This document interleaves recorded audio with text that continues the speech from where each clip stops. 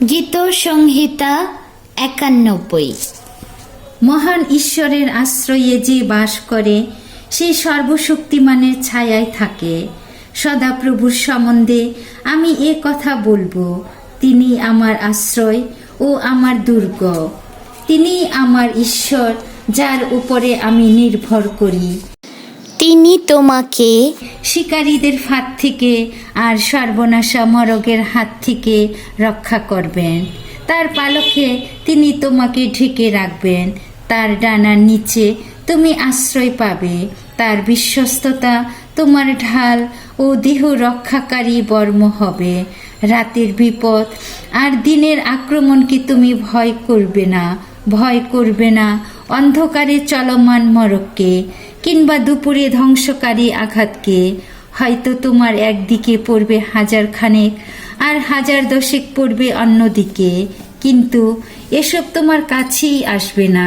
দুষ্ট লোকেরা কেমন পাওনা পায় তুমি কেবল তা চোখে দেখবে। হে সদাপ্রভু, তুমি আমার আশ্রয়স্থান।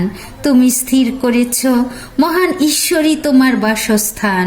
সেই জন্য তোমার কোনো সর্বনাশ হবে না, তোমার বাড়ির উপর কোনো আঘাত পড়বে না, কারণ তিনি তার দূতদের তোমার বিষয়ে আদেশ দেবেন, যেন সব অবস্থায় তারা তোমাকে রক্ষা করে। তারা হাত দিয়ে তোমাকে ধরে ফেলবেন, যাতে তোমার পায়ে পাথরের আঘাত না লাগে। তুমি সিংহ আর কেউটি সাপের উপর দিয়ে হেঁটে যাবে, যুব সিংহ ও সাপকে পায়ে দলে যাবে। সদাপ্রভু বলছেন, ভালোবাসা দিয়ে যে আমাকে আঁকড়ে ধরেছে তাকে আমি রক্ষা করব। আমি তাকে বিপদের নাগালের বাইরে রাখব, কারণ সে আমাকে সত্যি চিনেছে। সে আমাকে ডাকলে আমি তাকে সাড়া দেব। বিপদের সময় আমি তার সঙ্গে থাকব। তাকে আমি রক্ষা করব আর সম্মানের স্থান দেব। অনেক আয়ু দিয়ে আমি তাকে খুশি করব। আমার উদ্ধারের কাজ আমি তাকে দেখাবো। পিতা ও পুত্র পবিত্র আত্মার জয় হোক। আদিতে যেমন হইতো, এখনো যেমন হইতেছে, এবং যুগে যুগে সতত হইবে। আমেন।